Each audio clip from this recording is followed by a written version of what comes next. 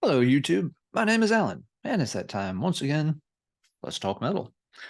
Today, we're going to follow up on a thread started over on the Metal Mickey channel by Mike. He called it the Blinkers thread, and the idea was to discuss albums from different genres that you don't like. He noted that a lot of people seem to like everything, but that can't always be true. There have to be albums that you don't like as well. Uh, the name, I think, threw people a little bit because, at least in America, we don't use the term blinkers for this. We use the term blinders. The idea is like you just have your blinders on. It means you refuse to acknowledge anything outside of this very narrow little view of, death metal is great. I love all death metal.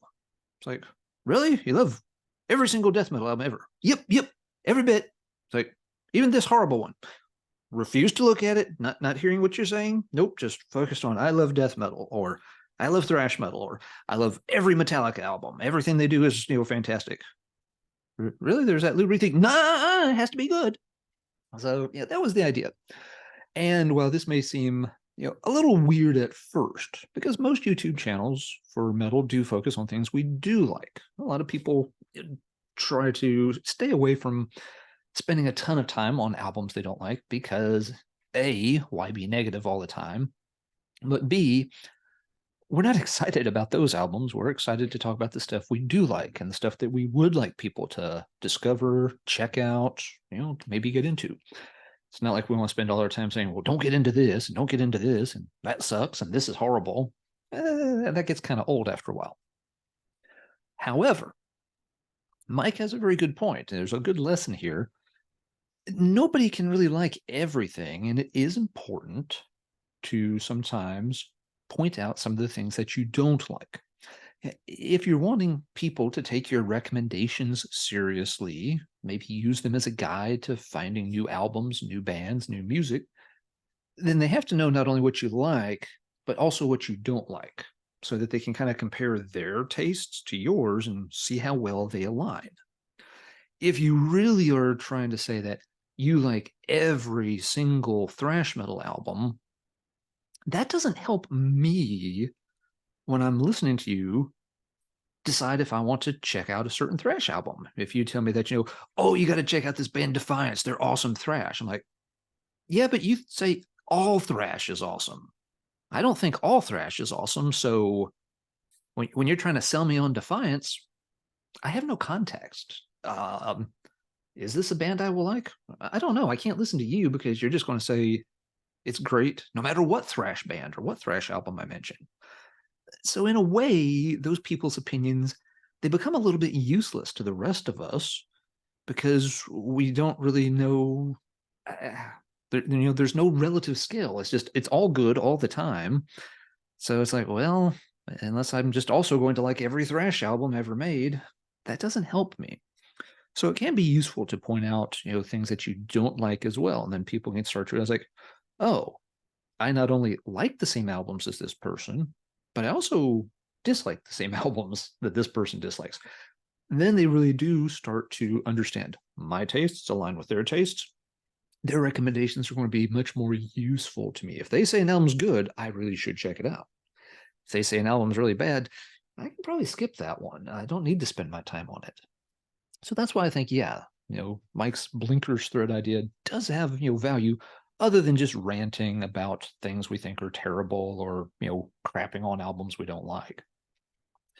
All right. So Mike set some parameters for this. He proposed 3 genres of metal and also gave a year range to pick albums from.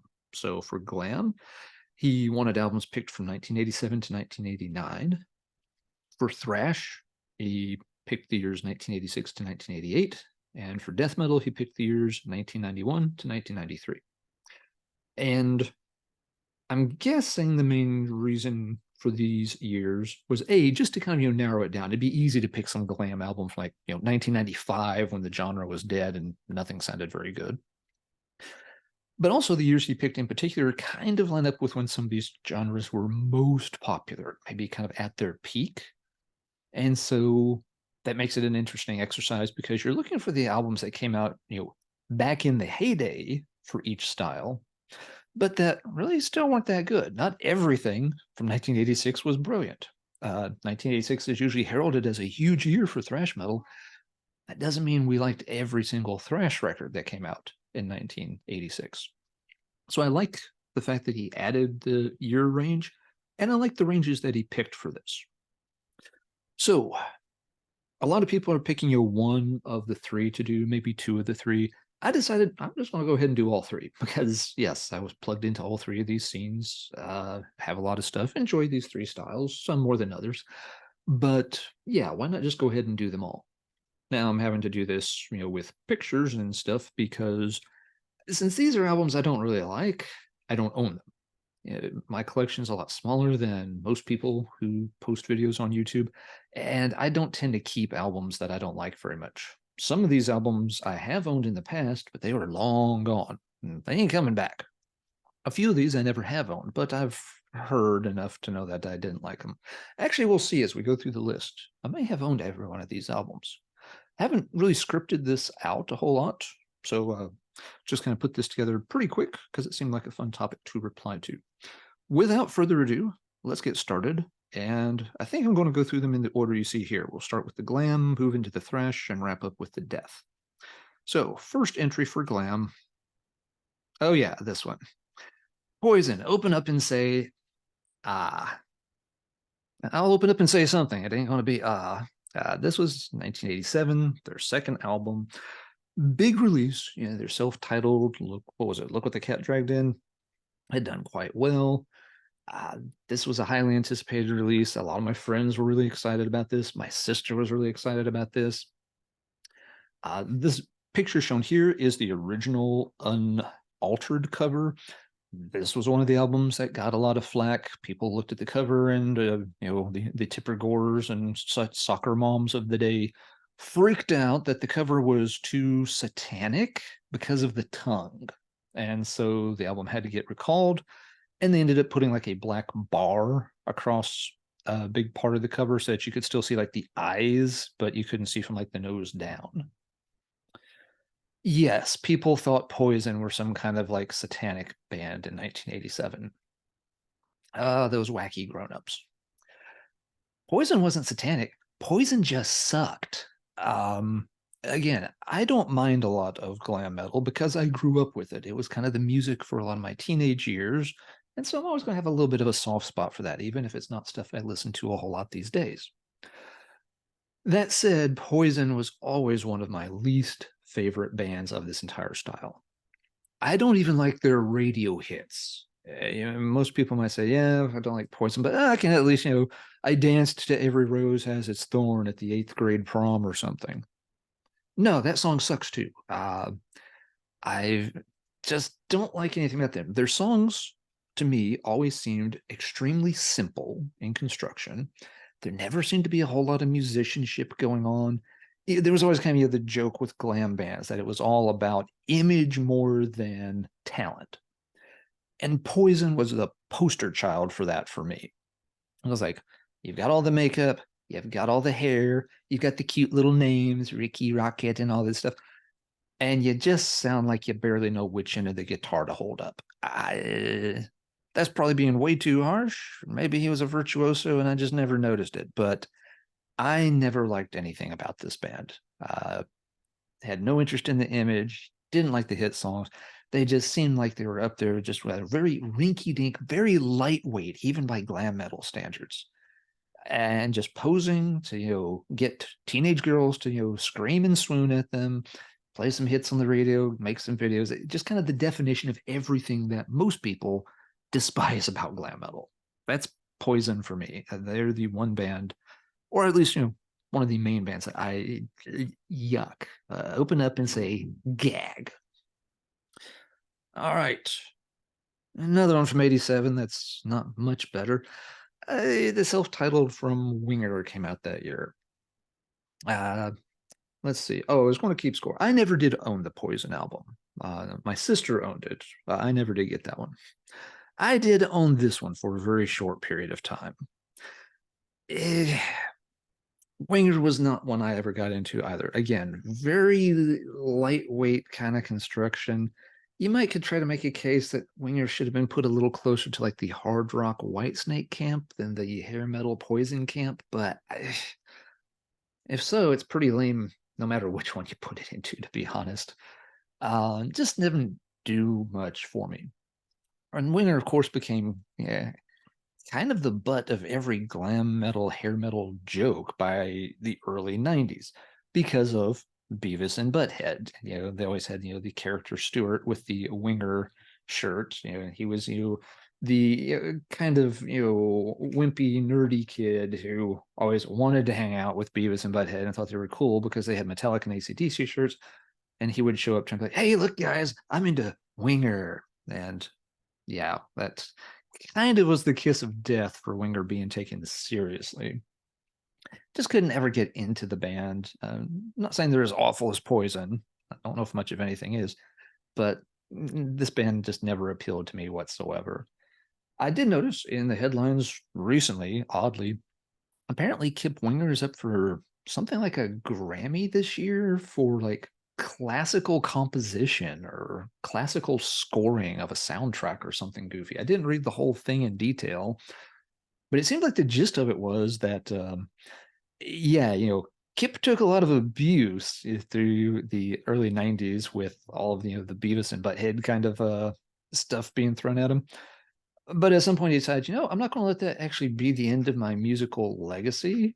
And so apparently he went out and kind of got serious about music. And yeah, it's like, I'll show them I'm a serious musician, and now is, kind of, recognized as a pretty decent classical composer. I don't think he's like a Beethoven type or anything like that, but yeah, he's moved on to more serious types of music. And you know what? Good for you, Kip Winger. Four for you. You go, Kip Winger. Sometimes, having people hate on you a whole lot can be really good motivation. Seems to have worked for him. All right, the third and last entry for the glam metal list, LA Guns, Cocked and Loaded from 1989. This is their second album. I did own this one. Once again, I didn't keep it very long. I really liked the self-titled LA Guns album. They had some earlier stuff too before the self-titled came out, and that stuff's not bad at all. The second album, though, I don't know, it just did not work for me. The single off of it was The Ballad of Jane. I didn't mind that song. At the time, it was kind of a minor radio hit. It probably cracked the top 40. Like, yeah, it's a decent song. Yeah, I liked the self-titled album, so it made sense I'd pick this one up. But there really wasn't anything else on this album that ever meshed with me. So, and then after this, what was the third one? Hollywood Vampires. Tried that one too. That one didn't really connect with me. So that was kind of the end of me paying much attention to LA Guns. Again, not necessarily a horrible album. It just seemed kind of dull. There weren't any big, strong, flashy songs on that one that I connected with. All right, so those are 3 entries in the glam metal category. Let's move on to what folks will probably consider a little more serious type of metal. Let's see what thrash albums I picked. This is where people probably get more pissed off. First one up, Exodus Pleasures of the Flesh, 1987. Owned this album, kept it a little while, got rid of it after not a very long period of time. Now, I haven't heard this album in probably 20 years. It is quite possible I would go back and play it today and be like, oh, yeah, okay, I was way too harsh on that. I should give it, I'll have to pick up a reissue or something. A couple of things with Exodus, though. Sousa's voice is a bit of a hard sell for me. It's not that, I will, only listen, to the original vocalist. It's not that kind of thing. It's just that Sousa got that, very weird kind of sneering voice, and it can grate on my nerves after a while if I'm not in the mood for it. So Exodus, one of those things, for example, it doesn't make good background music for me at all because it will start to grate on my nerves. So that's the first problem. The second problem is simply that none of these songs ever would stick with me. I liked Fabulous Disaster. Now, that's a very fun album. I can play that one a lot. I still own that one. Nothing on Pleasures of the Flesh would ever stick. I'd play it and replay it and replay it. And like, 2 hours later, I couldn't remember a single riff or a single song off the album. I couldn't name a single song off this album right now without looking it up online. I have no idea what the songs are, how they went. There was just nothing memorable about this album for me. So kind of sucks, but it's just the way it turned out. And again, maybe I'd play it today and be like, oh, it clicks. Yes. Dummy young me just didn't appreciate it for some reason. But yeah, it's always just stood out as the Thrash album that I couldn't remember to save my life. And so I included it on the list here. Yeah, albums that as thrash metal goes, can't get into, never could get into this one. Next up, Sacred Reich's Ignorance, 1987. Sacred Reich for me, yeah. If I'm Mike Judge Headwinger, I have Sacred Reich. I'm sorry, I just never could get into this band at all. If there'd have to be tiers in pretty much anything that you're trying to discuss or list, and Sacred Reich for me was just always the definition of like a B or C tier thrash band. They never stood out. They never did anything very original. They seemed like one of those bands that are like, oh, thrash is a big thing. Let's play thrash. We can do that too. We can't do it as well as the bands who are already doing it, but by God, we're going to do it anyway. There are some decent Sacred Reich songs here and there. I think if I took all the Sacred Reich albums and picked out the songs I liked, I could probably squeeze together like, one short album of like Sacred Reich's greatest hits for my personal collection. But overall, they never did much for me. They just always, again, seemed like everybody else was doing this stuff but better. So I just never could get into them. And one thing I will say, there's a little personal bias here. One reason I probably never got into Sacred Reich is that I got exposed to them relatively late. I think the first Sacred Reich album I bought was in 1992. By 92, people were not paying as much attention to thrash. There wasn't as much good thrash to pay attention to. People were very much, in a death metal mindset and stuff like that. So I probably came upon Sacred Reich at the wrong time. I had heard a few songs by them before 92, just never had actually got around to picking up an album. I know it was like probably fall of, later in 92, found a used cassette copy of Ignorance at the local store and picked it up. It was like $3. I played it a bunch of times and took it back to the store and probably got $1.50 credit for it and learned a valuable lesson. Sacred Reich was just not for me. All right, last on the thrash list. This one may seem a little odd, but hear me out. Manila Road, Out of the Abyss from 1988. The first thing you're screaming at your computer right now is, but Alan, Manila Road's not a thrash band. By 1988, Manila Road was essentially a thrash band. We don't like to admit it because we like to remember Manila Road for their sort of epic metal phase, which they had done before this, and which they returned to after this. But there's a period in the late 80s there where Manila Road did some weird albums. Yeah, they had definitely gotten into thrashier and territory and material over the preceding albums a little bit. Really, probably ever since Randy Fox had came on board as drummer, it seemed like they were getting a little more aggressive. It's like Crystal Logic and Open the Gates. There's none of that on those albums. By the time you get up to, and I'm drawing a blank on the name of it, but the one with Mask of the Red Death on the cover, that album's incredibly thrashy. A lot of those songs are very fast and very aggressive. And I just don't think that's where Manila Road's at their best. And unfortunately, they kind of continued that trend. With Out of the Abyss, they're trying to play a pretty thrashy style of metal here, but it's not what they're best at. And so not only does the album kind of not measure up to the rest of the Manila Road catalog, I just don't think they did a good job playing this style of metal. This was also the first Manila Road album I ever heard. I was really excited to check the band out. I'd heard whispers and rumors in the dark about this amazing band. I heard this album just like, what the hell are people talking about? This kind of sucks. So it took me a while to come back around and give Manila Road another chance after this. I did, and now I love a bunch of their albums. Not this one. And Out of the Abyss was not the only kind of clunker they made in the late 80s. You got stuff like, Courts of Chaos and Circus Maximus. There are some weak albums there that came out. Again, we're not supposed to ever disparage the name Manila Road, but that's kind of the point of this thread. We can't just put our blinders on with Manila Road and say everything Shelton did was pure gold, and thou shalt not question a single riff or lyric from Lord Sir Shelton. Shelton, by all accounts, was an absolute great guy. I'm not trying to take the piss out of the guy whatsoever. But if you listen to some of those late 80s albums, they don't sound anything like what he was doing through most of his career. What is it? Courts of Chaos has this really rinky dink synthesizer sound in the background. It's horribly dated and very simple sounding. It doesn't do anything for the music. Out of the Abyss, it's thrash, but by a band that was just not accustomed or adept at playing thrash. So I put it on the list.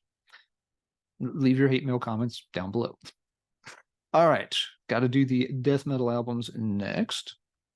First up, from 92, At the Gates, The Red in the Sky is Ours. This is a good example of one of those albums that's very interesting, but interesting doesn't always mean good. It can be like, interesting can be like, oh, that's interesting, weird, or that's interesting, horrible. I don't think this is a horrible album, but I can't get into it. And I got it back around, I got it in the mid 90s, played it a ton because I could tell it was interesting. They were doing something different vocal style, different, with, the strings and everything, the violin or whatnot. But it's like, that's cool. It's interesting. But in terms, when it came down to it, the songs just didn't do anything for me. They, sounded like they really hadn't quite figured out how to put these interesting ideas into song form yet. The songs just always seem to kind of unravel for me. Cool logo for the band. I guess they got a point for that. Weird album title. The Red in the Sky is Ours. Every time I read it, and now I have like this, little meme pops up in the back of my mind where you picture the band like walking around in a Walmart, and all of a sudden somebody comes over to the loudspeaker and says, there's a red sky in the parking lot in a handicap space or in the fire lane. Can you please move it? And the guys look at each other like, oh, yeah, that red sky is ours. Sorry, we'll go move it. The red in the sky is, what the hell does that mean? What the hell is it talking about? What's going on with this cover as well? I've never quite gotten big red lump with a black thing stuck into it. It looks like a spoon being put into like raspberry yogurt underneath like a red light bulb or something. I have no idea what's going on with a lot of this. But the bottom line is the songs just do not come together for me, no matter how many times I revisit this album. I like out, At the Gates, by the time you get to like Terminal Spirit Disease, first couple of albums don't quite come together. So it's on my list. Next up, this may seem like low-hanging fruit to some, Exporters, The Law of 1992. I don't hate this album as much as some people do, and I don't mind Exporters' style, but yeah, they don't quite click with me. There's something slightly Pantera-ish about their delivery, and Pantera is not the band for me. This album's not without its merits. I think it's the closing track, Cadence, the Dirge, I think the title of it. Really dig that track. So yeah, this one's not awful, but never play it, never revisit it. Did own it, don't anymore. Yeah, Exporter was always, it felt like, on both albums, pretty close to getting across that line and getting the thumbs up, but didn't quite make it in either case. So, and some people too may think of this, is this, very heavy thrash? Is it death metal that kind of trends towards thrash? I don't know. I put it under the death metal heading for our purposes here. And then our last one. I've seen this one on some other people's lists too. Cancer, The Sins of Mankind from 93. UK death metal band. Had this album, played it a bunch of times, and just, this was kind of like, Pleasures of the Flesh. Nothing about this album would stick in my brain.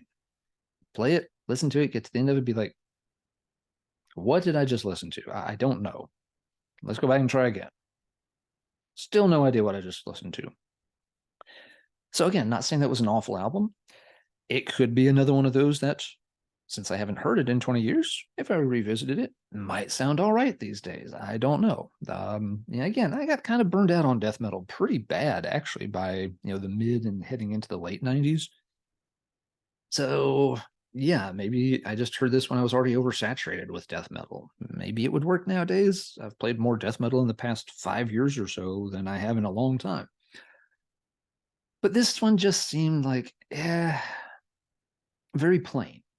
It wasn't bad. There was nothing specific that irked me about this. This was no open up and say situation. This one just went in one ear and went right out the other, and just nothing would stick. Death metal was getting pretty saturated by 1993, 93, getting into 94 and stuff. Yeah, I was getting pretty burned out on death metal even by that point. It's like, there's a lot of these bands that just sound too similar, aren't offering anything new. And they also dominated the local area where I was at. Everybody wanted to, hear death metal. College radio metal show was playing way too much death metal. You went to the used record shops, all you could really find was death metal. So yeah, it was irritating me on multiple fronts. But I did pick up the Cancer CD. I think I actually got this as a Christmas present from my parents around 93 or 94. But no, it just never would stick. So not a terrible offender, just a very plain album that didn't have any staying power whatsoever. All right, there we go. 3 glam albums, 3 thrash albums, and 3 death metal albums. Ones that, I just don't like. That's my list. So now let's talk metal in the comments down below. If you haven't made a video of your own for this, that's quite okay. Post a comment, and what albums would you put into some of these categories? You're welcome to argue with me on some of these and just say, what the hell are you thinking? Sacred Reich's the best thing ever. If you're into Sacred Reich or Cancer, hey, that's absolutely fine. No problem at all. These are just not the albums for me. Other people can like them, and that's cool. I have no problem with that. But I'd be more interested to hear what albums, in these genres and from these specific years do you think are, you overrated, or they just don't work for you, or you think they're flat out horrible? Yeah, I've listed a few of some things. Poison, I think, is horrible. Cancer, I think, is just very plain. Sacred Reich, I think they're just kind of, B tier or C tier. So there's different levels of hate. Not every one of these has to be something awful that you can't stand. No, you do have to stick to the range of years that Mike has asked it for also. When I saw the thrash one, my first thought was, oh, please tell me one of those Defiance albums was released from 86 to 88, because that was another band that was just the poster child of generic thrash metal. Defiance didn't come out with an album until 1989, so they dodged the bullet this time. But if Mike does, the Blinkers Thread version 2 and bumps the years up a little bit, I'm coming for you, Defiance, because your albums were not good. All right, that's enough for this time. Until next time, everybody take care. And as always, well, keep banging your head.